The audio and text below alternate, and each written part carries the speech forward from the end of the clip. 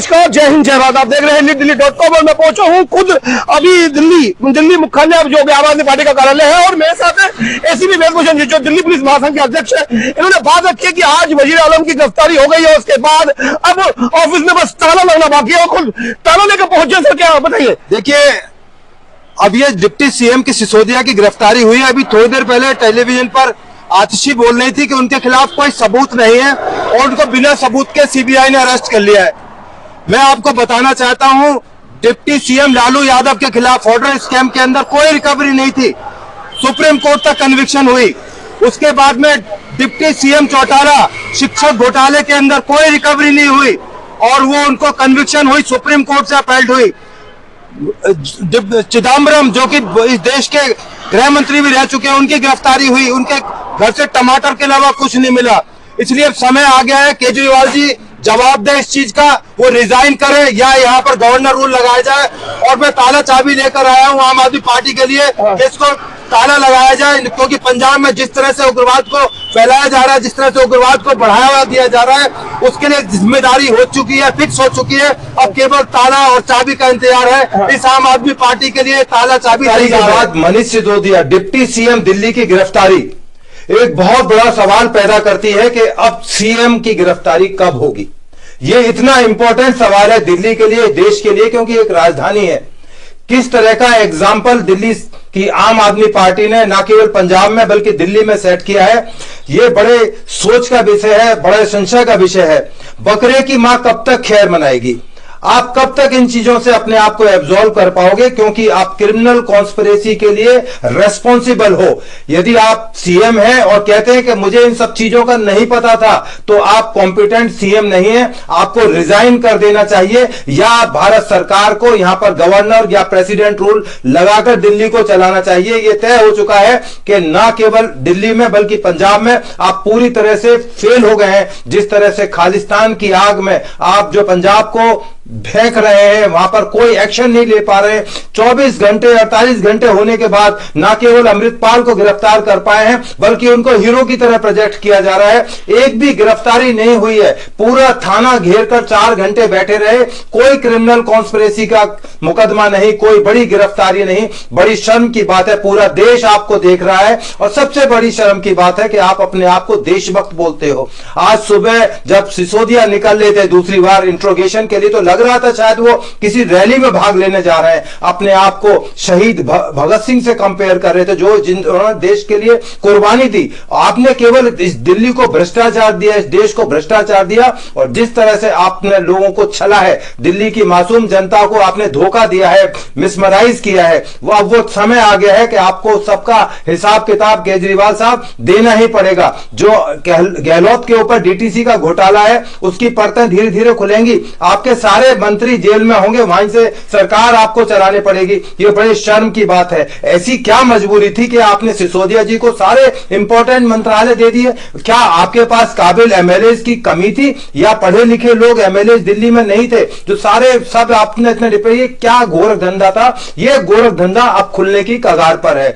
सिसोदिया के खिलाफ जो जासूसी का एक एफआईआर होनी है सीबीआई के अंदर, जिसकी जांच अभी शुरुआती स्टेज में है, वो एक बहुत संगीन मामला है, क्योंकि उसमें आपके खिलाफ देशद्रोह का मामला दर्ज होना चाहिए। आपके पास ना पुलिस थी, ना इस तरह के अधिकार थे। फिर आपने किस तरह से एक जासूसी का एक डिपार्टमेंट अपने अंदर खोल दिया? सारा पैसा, वीडियो कैमरे, तमाम तरह के चीजें वहां पर खर्चे किए गए। वो किसके कहने पे, किसके लिए, किसके खिलाफ किए गए? ये बहुत संगीन मामला है। ये इससे भी संगीन मामला है जिसमें आज सिसोदिया को अरेस्ट किया गया है।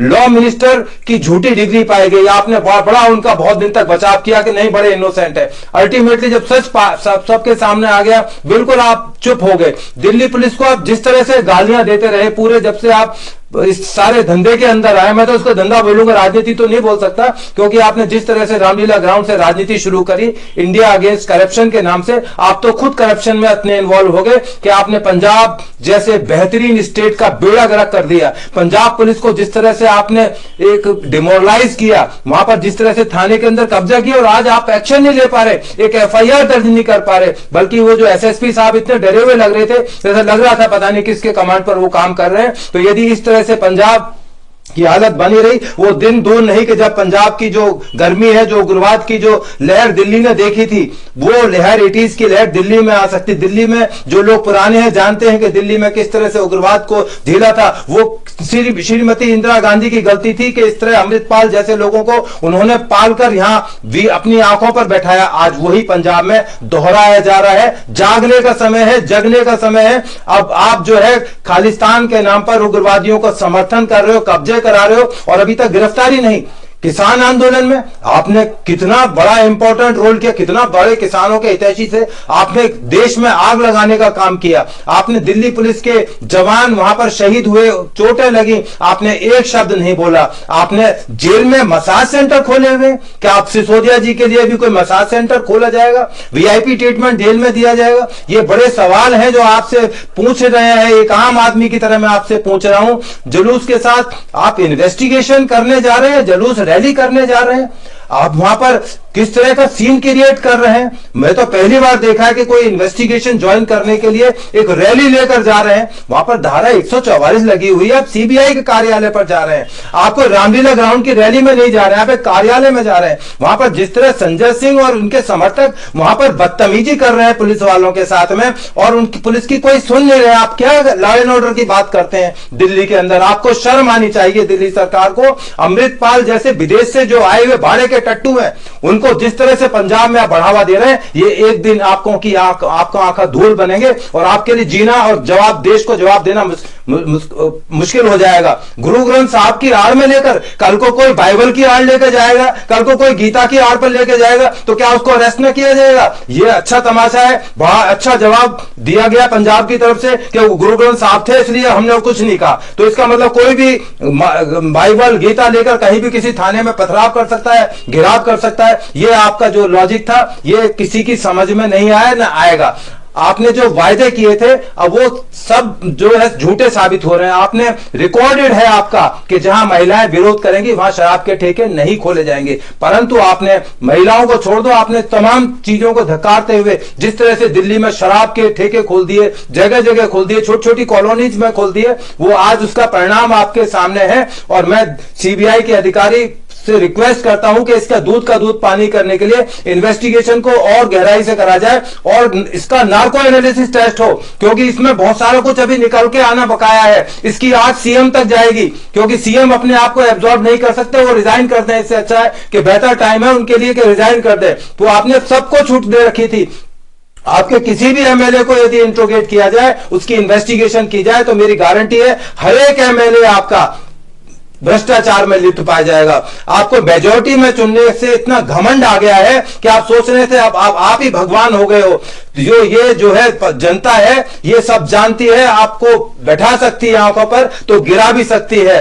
सिसोदिया भूख हड़ताल की धमकी दे रहे थे आज सुबह कि मैं भूख हड़ताल कर दूंगा। अरे भाई, आपने पहले केजरीवाल जी आप जेल गए थे, आपने कहा मैं बेल नहीं कराऊंगा। जब जेल में मच्छरों ने और परेशान किया, आपको रहना मजबूर हो गया, तो दौड़ के आप पटियाला हाउस कोर्ट से बेल कराने आ गए। आपको झूठ बोलने की आदत है, थूक चाटने की आदत है। आपने कितनी बार थूक कर चाटा है ये दिल्ली की जनता को पता है। जासूसी कांड में मेरी मांग है कि इनके ऊपर, सिसोदिया और इसके साथियों के ऊपर यूएपीए जैसी धारा लगाई जाए और इनको लंबे समय तक डिटेन किया जाए, जिससे कि ये बाहर ना आ सकें और तमाम जो चीजें अभी बकारा आनी बकी है, जो सोशल मीडिया के थ्रू आ रही हैं और तमाम चीजों के थ्रू आ रही हैं, वो आ जाए। सीबीआई ऑफिस पंजाब का किस तरह से आपने जो है नहीं किया, वहां पर जिस तरह से धारा 144 की वायलेशन की गई, तो वहां पर लगता है बिल्कुल एक आपने खुली इजाजत दे दी है। यदि खुली जांच की जाए तो दूध का दूध पानी का पानी हो जाए। तो ये सारी चीजें हैं। गोवा, जिस तरह से आपने गोवा में और गुजरात में, पंजाब में दिल्ली के पैसे को डाइवर्ट किया, ये भी एक बहुत बड़ा जांच का विषय है, क्योंकि टैक्स पेयर हम सब लोग हैं। हमारे टैक्स का पैसा आप कैसे पंजाब में खर्च कर सकते हैं होर्डिंग्स के ऊपर और तमाम तरह के विज्ञापन के ऊपर, तमाम तरह के इलेक्शन कैंपेन के ऊपर खर्च सकते हैं? ये एक बहुत बड़ी जांच का विषय है। यदि सीएम साहब कहते हैं कि नहीं पता, तो आप तुरंत रिजाइन करो और प्रेसिडेंट रूल इस दिल्ली के अंदर लगाया जाए, क्योंकि अब सारी जो सीमाएं हैं पार हो चुकी हैं। दिल्ली की जनता आजिज हो चुकी है। आपको याद होगा जब आसाम के अंदर असम गण परिसंग्राम संसद बनी थी, 27 साल का नवयुवक प्रफुल्ल लोमाइन सीएम बन गए थे। लग रहा था कि आने वाले टाइम के पीएम है। आप पीएम का ख्वाब ले रहे हो, आप दिल्ली पंजाब नहीं संभाल पा रहे। आपको शर्म आनी चाहिए। आप रिजाइन कर दें तो बड़ी मेहरबानी होगी। दिल्ली की जनता, हिंदुस्तान की जनता आपका शुक्रगुजार रहेगी। और मेरी मांग है, दिल्ली पुलिस महासंघ डिमांड करता है, मांग करता है कि जितनी भी इनके कैबिनेट के मिनिस्टर हैं उनकी तमाम की जांच होनी चाहिए। बहुत बड़ा निकल कर आने वाला है। जो दिल्ली के अंदर भ्रष्टाचार हुआ है, गोलमाला हुआ है, घोटाला हुआ है, वो तमाम आने वाले टाइम में हिंदुस्तान के लिए एक नजीर बनेगा और आपको इसका जवाब देना पड़ेगा। आप बच नहीं सकते, आप जेल की दीवारों से बाहर नहीं आ पाएंगे। धन्यवाद। जय हिंद, जय भारत।